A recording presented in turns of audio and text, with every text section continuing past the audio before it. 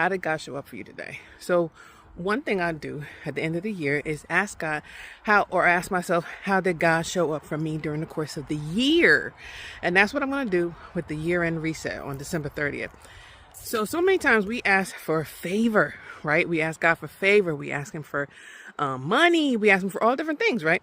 But how often do we get these things and don't even realize it? Or if we get it, completely forget about it.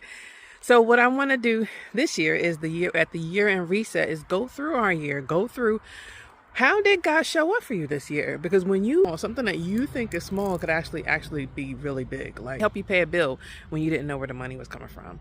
Did he send you somebody to give you a hug on a day that you felt really down?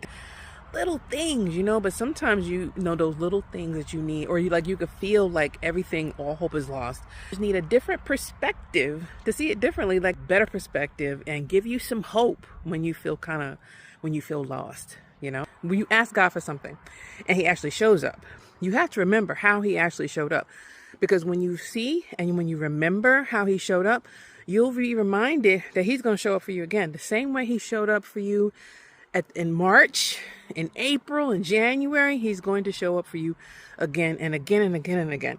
So join me for the year-end reset so that we can look together to see how God showed up in our lives. He already has, and he will continue to do so.